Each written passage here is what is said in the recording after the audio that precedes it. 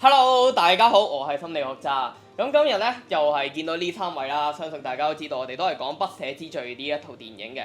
咁啊電影咧都啱啱上映咗一排啦，咁相信大家咧都睇咗套電影㗎啦，未睇嘅就快啲去睇啦。因為今日咧我哋就會討論下呢一套電影，咁所以咧就會有劇透嘅。咁我數到3嘅話咧，咁大家如果未睇記得離開啦。3好 OK，而家開始啦。記得離開同埋去睇，離開呢度，但係記得入電影院。好，咁我哋就講下啦。嗱，上一集我問過3位，如果係阿梁牧師，你原唔原諒到啦？咁我再問多次大家啦。咁因為大家睇咗電影，其實就知道阿 Josh 背後做出呢件事係因為佢同埋阿 Sheena 嘅角色係有一個咁樣嘅過去啊。咁你哋覺得，如果你係阿梁牧師，去到最後嗰一步，我當去到受浸嗰陣時，你哋又原唔原諒到呢？嘗試咯。即係如果了解到佢個動機，原來係因為我個女導致你咁樣嘅時候，我會去諒解咯。但係就話係咪真係100% 寬恕到？我又覺得未必係。始終有啲恨喺心裏邊。係。我覺得如果根據個戲文啊，其實好難，因為其實越後佢係會越嬲，因為我覺得中間嗰個 twist 咧，即係而家都唔怕劇透啦。其實係顛覆咗佢一啲本身對於佢個女或者對於阿樂嘅角色嘅一啲本身嘅前設或者佢哋嘅睇法，因為本身對於阿牧師嚟講，阿女其實就好似天使咁純潔，呢個阿樂其實係魔鬼嚟嘅。但係中間嗰一個逆轉啊，其實好似突然之間打破咗一啲佢對於個女嘅一個想像或者佢嘅睇法，反而呢一個佢本身覺得啊，我高高在上，有啲覺得啊可以寬恕你啊，你係一個壞人，你係一個即係悔改咗嘅一個魔鬼。但係點知佢後面當佢話佢個女原來係欺凌到佢之後，原來佢嘅越變越好喎。佢甚至講翻耶穌啊，好似同翻牧師講一啲聖經金句，仲要呢樣嘢係阿牧師之前教佢。咁我覺得嗰個唔平衡嘅狀況係好難去有個 resolve， 會覺得因為好似戲入面個角色就係佢覺得神好似喺度玩緊佢咁樣，即係又係你要我原諒呢個僆仔，因為佢有啲覺得啊呢個佢出現都係神嘅旨意啦。但係點解我而家原諒咗佢，佢竟然係咁樣嘅咧？咁樣我得到咁嘅回報咧？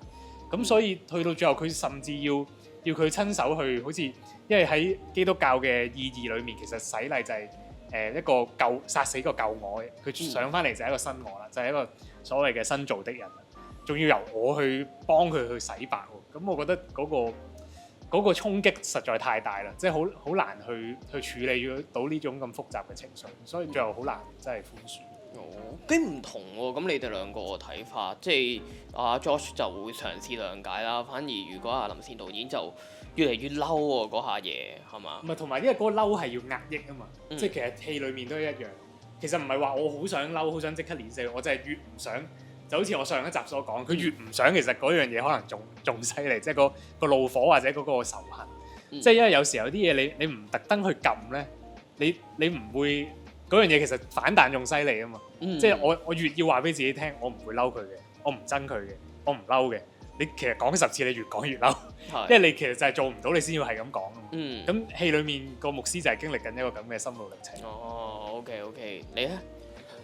我其實反而我都係同林善有啲相似嘅諗法，因為我覺得我理解嘅寬恕呢，其實我覺得係有一種上同下嘅關係嘅，即係被寬恕嘅人呢，其實係下嘅，咁寬恕者呢係高位，即係只有高位嘅人先可以原諒低位嘅人，即係佢一定要跪晒喺度誠心認錯，跟住要直頭係佢一無所有啦，咁我就開始覺得啊，咁既然係咁，我就唯有去原諒你啦。咁好似我俾個機會你重生啦。咁但係戲裏邊，當佢講話佢原諒晴晴，突然間咧呢個低位嘅人咧變咗做高位喎。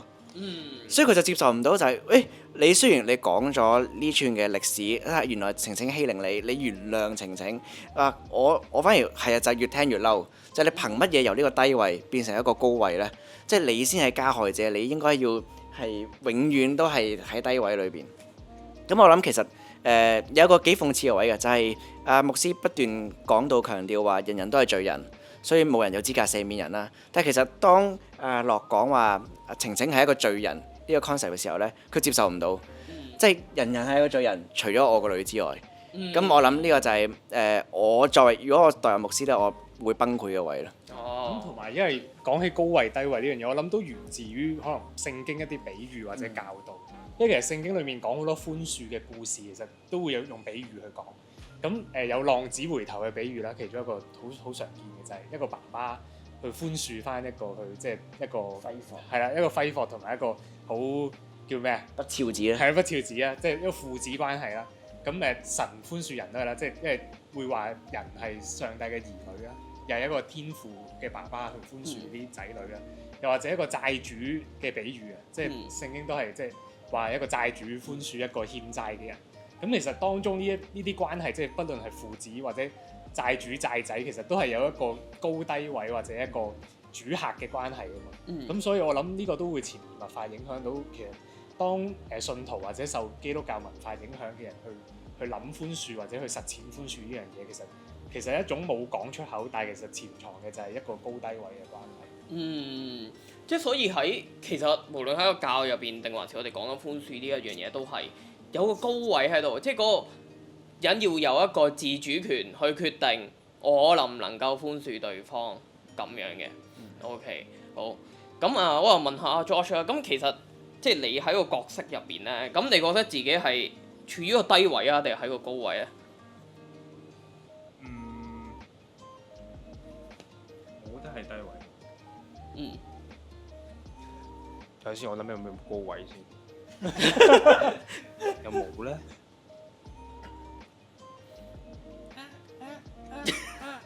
冇啦，冇。即係一路嘅話，自己都係喺個低位，喺個罪疚感入邊。係。即係佢都係想求寬恕，求一個重生嘅機會。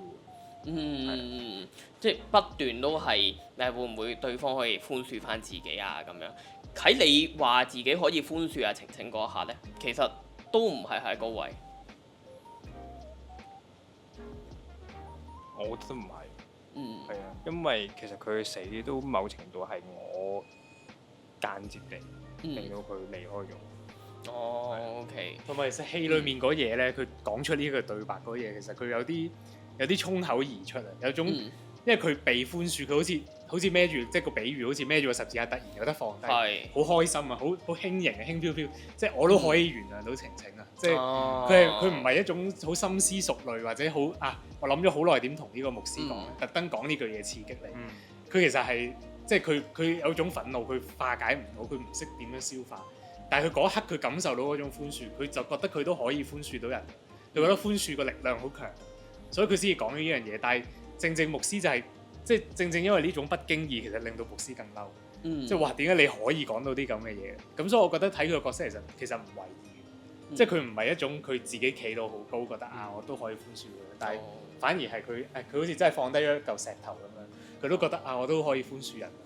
其實呢個都係因為咧，我哋話心理學入邊，其實嬲人嘅時候，或者不斷有個仇恨喺心目中咧，其實會令到我哋即係好似有壓力咁啊，個皮質醇嗰樣嘢會係好高，然之後咧就令到我哋 keep 住有個唔舒服嘅感覺。可能阿 Josh 喺嗰一個位咧，就終於可以釋放到出嚟啦。但係調翻轉咧，就係啱啱我哋講高低位嘅情況，其實咧有一個概念叫靈性逃避，英文叫 spiritual bypassing。咩意思咧？就係話喺可能信一啲宗教上面啦，或者我哋喺聽咗一啲教導話，我哋要原諒人。咁有時咧，有啲人就會好強迫自己去原諒人，好強迫自己做到原諒呢件事，咁逃避咗自己嘅靈性。咁有心理學家發現咧，其實如果夾硬做呢一樣嘢嘅時候，反而咧就會令到自己更加辛苦。其實點解啲人會夾硬逼自己做呢一樣嘢？就好似剛才大家所講咧，係因為嗰一個自己要做到嗰個高位，即係或者就係個身份。我作為神父，我作為牧師，我一定要做得到原諒呢一樣嘢。咁如果我做唔到嘅話咧，秋生個角色佢未必諗到下一步啦。但係佢如果做唔到嘅話，可能佢唔稱職喎咁。同埋我自己一定要喺嗰個高位。咁所以咧就令到佢即係 keep 住係有呢一樣嘢，就喺個腦入邊咧打晒交。我諗就係嗰個症結啊。咁我想問下大家，咁如果即係比着你哋係秋生啦，係或者係蘇玉華角色秋生嘅太太啦，你哋覺得呢一個結咧可以點樣化解咧？所以我突然間想回應你啱啱嗰個 spiritual bypassing 呢樣嘢，因為咧我覺得好講中好多教會文化裏邊嘅一啲結啊，就係譬如我經常性係會聽到牧師啊嗰啲講話，你哋要常常喜樂係一個經文嚟嘅。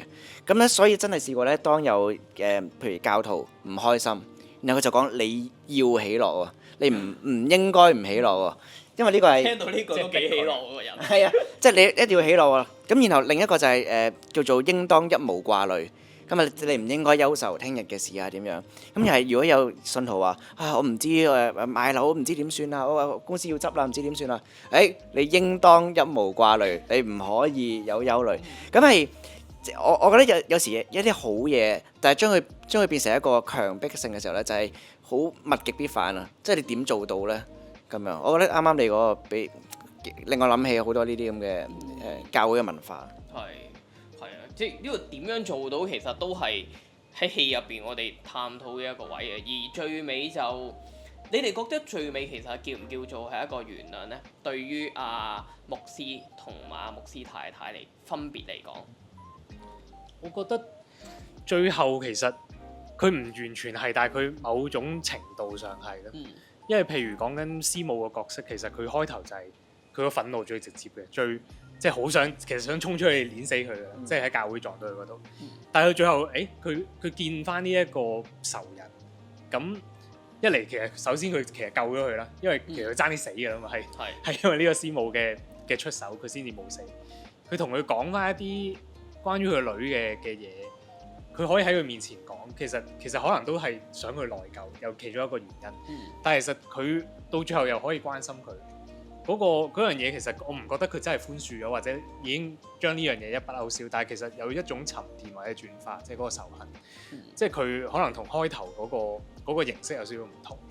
所以我覺得好難，即係因為嗰場戲其實喺一個海邊發生，我覺得同嗰個即係嗰個海嗰個 visual， 即係水嗰個意象，其實都有啲 association， 就係其實嗰樣嘢可能繼續喺度，但係佢一路滾緊係滾咗去另一個形式。咁而牧師嗰度講埋牧師啦，牧師其實都佢係咪叫寬恕咗佢咧？我覺得都唔完全係。其實因為佢哋最後因為而家都超劇透啦，佢哋最後重遇，其實嗰個重遇佢哋都唔係一種真係開心啦，見翻大家。其實大家好明顯都有條刺喺度，係好尷尬，佢又好愧疚咁樣。牧師其實都係好明顯都係即係好似忍住道氣咁樣。咁但係佢好似佢有種轉化，就係佢唔會再逼自己去寬恕。因為佢前面其實佢就係好似有種執迷，就係我一定要寬恕佢。神叫我見翻佢，一定係我要寬恕佢啦。但係佢到最後好似放過咗自己嘅，即係覺得算啦，即係我其實好憎佢，或者佢即係我何必要去逼自己去同佢相處或者關心佢咧？咁但係佢我哋最後完喺一個佢可以揸車離開，又好似有少少 move on 嘅意味。咁所以我覺得嗰個唔完全係一種寬恕，但係佢可能有少少唔同啦，同前面。因為我特別想講到啱啱你講最後嗰場咧，阿牧師佢前面一直好想揾個答案。OK， 究竟點解神要俾我遇到佢啊？一定係要我原諒佢。但係當佢最後再遇到佢嘅時候咧，反而佢唔去揾呢個答案，佢由得佢就係不了了之。其實可能不了了之先係人生好多嘢嘅答案，即係你解釋唔到就唔解釋咯。咁而點解我哋最後其實我哋片尾嘅專登我哋作咗一首主題曲啦，就係叫《愛的痛別式》，咁啊由阿6號去主唱嘅。咁我覺得呢首歌其實幾有意思嘅，佢有一句歌詞佢講話愛要痛着念掛，即係又愛又痛。咁我諗其實牧師就係咁嘅一個狀態咯，即係好多嘢就即係譬如對個女嘅離開，佢只能夠痛着念掛。咁對於好多人生嘅嘢，其實都冇答案，就只能夠承受呢種痛咯。OK， 我問埋阿 George 最後就係咁，阿子樂喺最後咧，其實有冇原諒到晴晴，同埋有冇原諒到阿梁牧師對佢最後做嘅嘢咧？呢個我都好想知喎。其實我都好想知。你而家好識答問題。你自己個感受咧，即係你作為個演員，或者你作為個睇翻阿子樂咁樣。因為我都有問過，其實我問過兩個導演，就係阿樂其實知唔知最尾牧師係想殺咗佢？係唔知噶嘛，即係你講緊浸禮嗰係啊場，梗係唔知。唔係知噶嘛，所以去到後尾喺車度見到佢嘅時候，佢都係抱住一種曾經幫過佢嘅人，佢都係覺得感恩。係但係其實同時佢都好驚咯，係啊，因為佢其係咯實呢個牧師上曾經佢車喎，但就係嗰下就係好嗰個情緒其實好尷尬。一嚟係一種好熟悉嘅感覺，但係另一個方向就係我又唔知佢下一步會做啲乜嘢。OK，所以係有一個咁樣尷尬嘅情緒，係同埋就係即係我諗講到嘅情緒就係感受到嗰個尷尬，佢又幫過我，佢對過我做一樣咁嘅嘢。咁頭先阿林善同埋阿 Antonio 都有講到，其實係無論不了了之又好啦，定還是係放低嗰個身份去感受嗰樣嘢都好。其實我哋話靈性逃避咧，即係有個好緊要嘅位就係你首先要自我覺察咯。你接納自己有呢一個情緒。我接納自己係真係嬲佢，我接納自己真係想殺咗佢。咁你要接納咗呢一樣嘢，其實你下一步先至 move on 到，即係學阿林善導演所講，好似啲水滾到咁樣。即係如果唔係你唔去正視佢咧，即係啲水就漚埋咧，好似你哋咁喺嗰條巷咁樣問佢做咩事咁樣，嗰啲坑渠水咁樣咧就漚埋一兜咁。咁所以我諗呢個係，因為我自己睇完套戲一個感覺就係，其實我哋會唔會即係就算有呢兩個身份嘅時候，都會識得點樣去接納自己人性面，再去諗，咁我哋點樣去做嗰個神聖嘅地方呢？咁係啊，咁所以呢，今集就嚟到呢一度啦。唔知道大家睇完呢套電影有啲乜嘢感受啊？你自己係梁牧師，你睇完成套戲啦，知道係咁嘅情況，你原唔原諒到呢？咁如果你係阿子樂嘅話，你又原唔原諒到呢個幫過你，又曾經想一時衝動殺咗你嘅人呢？咁歡迎大家留言話俾我哋知。係咁，我係心理學家，咁我哋下集再見啦，拜拜。